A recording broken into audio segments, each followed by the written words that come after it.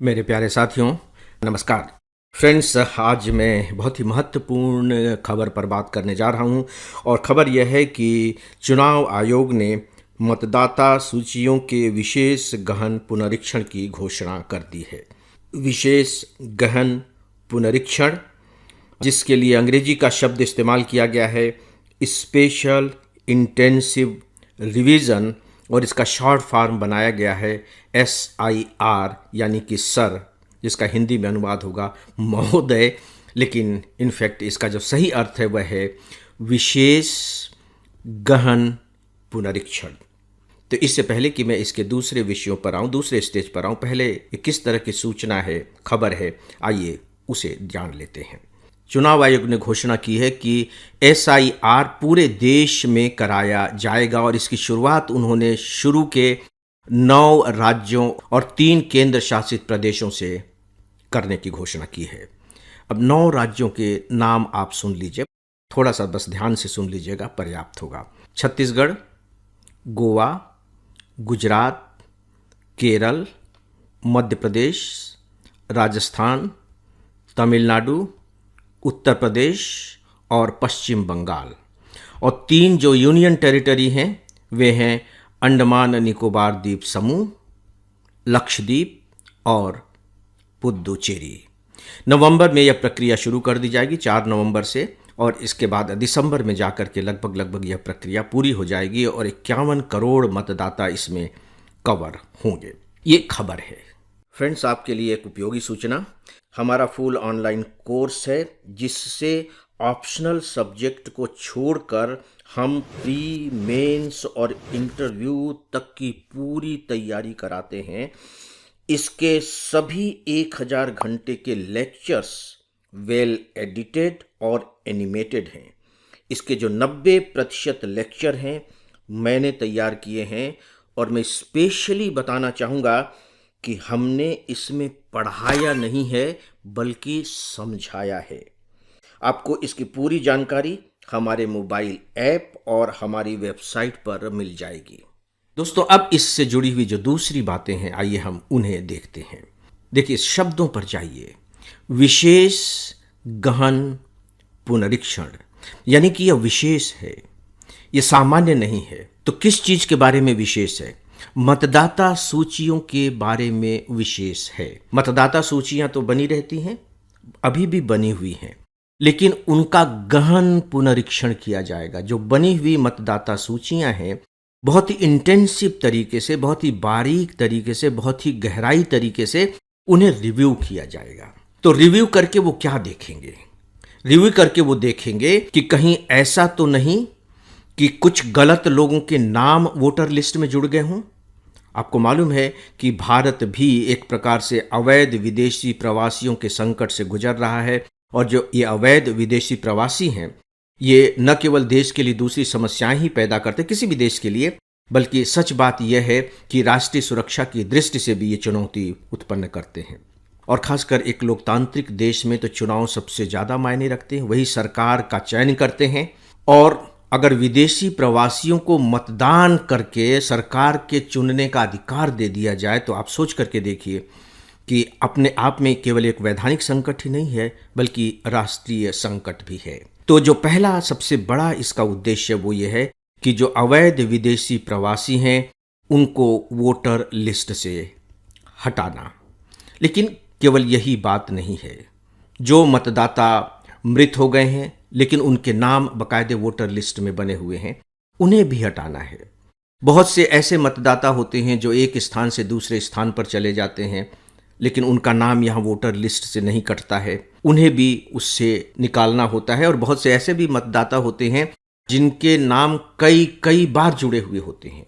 तो कुल मिलाकर के अगर हम सरल शब्दों में कहना चाहें तो मतदाता सूची को विशुद्ध करना है, परफेक्ट बनाना है, यह इसका उद्देश्य है। आपको मालूम है कि बिहार में इसकी शुरुआत की गई थी, क्योंकि बिहार में विधानसभा के चुनाव होने थे, तो ये माना गया कि वहाँ मतदाता सूचियों में कुछ इस तरह की खामियां हैं, और ख़ासकर विदेशी प्रवासियों को लेकर के। तो चुनाव आयोग ने इसकी शुरुआत की। बहुत से राजनीतिक दलों ने इसका जमकर विरोध किया था, फिर मामला सुप्रीम कोर्ट तक में गया और अंततः चुनाव आयोग इस अभियान को पूरा कर पाया। और जब अभियान पूरा कर पाया तो आप सोच करके देखिए कि लगभग 47 लाख वोटर्स के नाम उसमें से हटाए गए, 47 लाख। और इसके बाद जब फाइनल लिस्ट बनाई गई और उनसे कहा गया कि भाई इस जो लिस्ट आई है इसमें जिसका नाम न हो वो अपील करे, तो चुनाव आयोग के जो मुख्य चुनाव आयुक्त हैं उन्होंने बताया कि एक भी अपील नहीं आई। इसका मतलब है कि कहीं न कहीं इसकी ज़रूरत जरूर है। तो दोस्तों, अभी जो प्रक्रिया शुरू की गई है उसके तहत, मैं प्रक्रिया पर नहीं जाता, प्री एग्जामिनेशन को ध्यान में रखते हुए खासकर जो पहचान पत्र देने होंगे या कह लीजिए कि जो दस्तावेज मान्य होंगे मतदाता सूची में अपने नाम जुड़वाने के लिए, या यूं कह लीजिए कि जो नाम दर्ज हैं उन्हें बनाए रखने के लिए, उन दस्तावेजों के नाम आप थोड़ा सा सुन लीजिए, क्योंकि हो सकता है कि प्री एग्जामिनेशन में इसके बारे में एक प्रश्न पूछ ही लिया जाए, हु नोज। तो दस्तावेज के नाम सुनिए। केंद्र और राज्य सरकार के द्वारा जो पेंशन ऑर्डर जारी किए जाते हैं, फिर सरकारी और स्थानीय निकाय, बैंक, पोस्ट ऑफिस और LIC द्वारा जो प्रमाण पत्र जारी किए जाते हैं, पासपोर्ट, बोर्ड, विश्वविद्यालय, मैट्रिक द्वारा जारी शैक्षणिक योग्यता प्रमाण पत्र और जन्म प्रमाण पत्र, स्थायी निवास का प्रमाण पत्र, जाति प्रमाण पत्र जैसे शेड्यूल कास्ट, शेड्यूल ट्राइब, इनके तो जाति प्रमाण पत्र होते हैं, जाति प्रमाण पत्र, वनाधिकार का जो पट्टा दिया जाता है उसे भी प्रमाण पत्र के रूप में स्वीकार किया जाएगा, NRC के दस्तावेज, फैमिली रजिस्टर, सरकारी द्वारा जारी जमीन या आवास आवंटन प्रमाण पत्र, और एक जो नया जोड़ा गया है वो है आधार कार्ड। आपको मालूम होगा कि पहले आधार कार्ड को स्वीकार नहीं किया गया था जब बिहार में इसकी शुरुआत की गई थी। बाद में सुप्रीम कोर्ट के आदेश के बाद सुप्रीम कोर्ट ने कहा कि नहीं, आधार कार्ड को भी इसमें शामिल किया जाना चाहिए, तो फिर इसे शामिल किया गया। दोस्तों, ये थी इसके बारे में कुछ जानकारियाँ। यहाँ एक बात मैं आपको और बताना चाहूँगा। इनफैक्ट सच पूछे तो बिहार में जो SIR की शुरुआत की गई थी उसका पर्पस यही था कि भाई विधानसभा के चुनाव होने हैं तो चुनाव अच्छे तरीके से होने चाहिए, मतदाता सूची बिल्कुल फेयर होनी चाहिए, SIR कराया गया। लेकिन अभी असम को इसमें शामिल नहीं किया गया है। जिन विधानसभाओं के चुनाव 2026 में होने हैं वे हैं बंगाल, केरल, तमिलनाडु और पुदुचेरी। तो ये तो शामिल है, लेकिन असम इसमें शामिल नहीं है। तो असम को शामिल क्यों नहीं किया गया, इसके बारे में आपको जानना चाहिए प्री एग्जामिनेशन की दृष्टि से।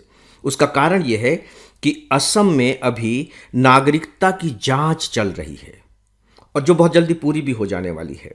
तो नागरिकता की जांच हो जाने के बाद फिर वहां SIR कराने का निर्णय लिया जाएगा।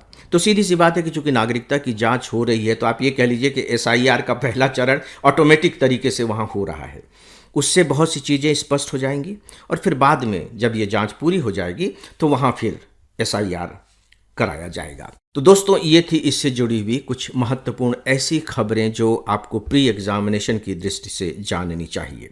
अब मैं थोड़े से अलग तथ्यों की जानकारी देना चाहूँगा और ये प्री और मेंस दोनों दृष्टि से इम्पॉर्टेंट है। मतदाता सूची बनाने का जो अधिकार है वो चुनाव आयोग को है, राइट।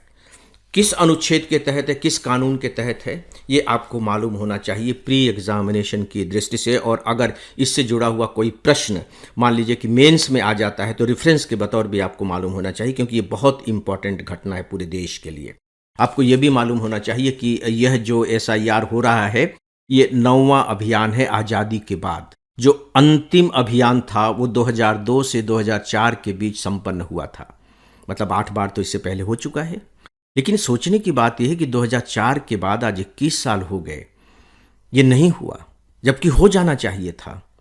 और सच पूछे तो इसी के कारण दुनिया भर की आपत्तियां भी दर्ज कराई गई, इसका विरोध किया गया। खैर, वो एक अलग मुद्दा है। तो जो अनुच्छेद 324 से 329 का भाग है, याद कर लीजिए, अनुच्छेद 324 से 329, उसका संबंध निर्वाचन से है। उसका शीर्षक ही है निर्वाचन। और इसमें देखिए जो शुरुआत ही है, जो पहला अनुच्छेद है 324, उसमें ये अधिकार दिया गया है या कह लीजिए कि संवैधानिक दायित्व प्रदान किया गया है निर्वाचन आयोग को कि निर्वाचनों के लिए निर्वाचक नामावली तैयार कराने का बस मैं पूरा नहीं पढ़ रहा हूँ। निर्वाचनों के लिए निर्वाचक नामावली तैयार कराने का ये अधिकार या दायित्व कह लीजिए चुनाव आयोग को होगा। एक और अधिनियम है। अब हम बात करते हैं कानून की। जन प्रतिनिधित्व कानून 1950 के बारे में आप जानते होंगे। ये बहुत ही महत्वपूर्ण कानून है एग्जामिनेशन की दृष्टि से भी, प्री और मेंस दोनों ही। जन प्रतिनिधित्व कानून 1950 की धारा 21 चुनाव आयोग को मतदाता सूची तैयार करने और उनको संशोधित करने का अधिकार देता है। यानी कि चुनाव आयोग ये जो कुछ भी कर रहा है ये उसका संवैधानिक दायित्व है और साथ ही साथ कानूनी दायित्व भी है। ये दोनों बातें आपको मालूम होनी चाहिए, संवैधानिक भी और कानूनी भी, क्योंकि प्री एग्जामिनेशन में अक्सर इस तरह के बारीक शब्दों का इस्तेमाल करके आपको उलझाने की कोशिश की जाती है। तो दोस्तों ये थी इसके बारे में कुछ जानकारियां। अब जो दूसरी बातें हैं बहुत ही सामान्य सी हैं। देखिए, जो मतदाता सूचियां होती हैं बहुत से कारण होते हैं जिसकी वजह से उनमें खामियां आ जाती हैं। विदेशी अप्रवासी का मामला आपको मैं बता ही चुका हूं। साथ ही साथ लोग काम करने कहीं दूसरी जगह चले जाते हैं, वहां बस जाते हैं, यहाँ की मतदाता सूची में उनका नाम कटता नहीं है, वहां जाकर के वो जुड़वाते नहीं हैं। तो इस तरीके से इस तरह की खामियां आनी आप यूं कह लीजिए कि बहुत ही स्वाभाविक सी बात है यदि उन्हें लगातार दुरुस्त नहीं किया गया तो। और सीधी सी बात है कि मतदाता सूची परफेक्ट हो, यह स्वतंत्र और निष्पक्ष चुनाव कराने की एक अनिवार्य आवश्यकता भी है और इसी के कारण चुनाव आयोग ने यह निर्णय लिया है। तो दोस्तों ये थी कुछ बातें मतदाता सूचियों के विशेष गहन पुनरीक्षण की घोषणा से संबंधित। इस विषय पर अब बस इतना ही और अब इस डेली ऑडियो लेक्चर को यहीं समाप्त करता हूं। नमस्कार।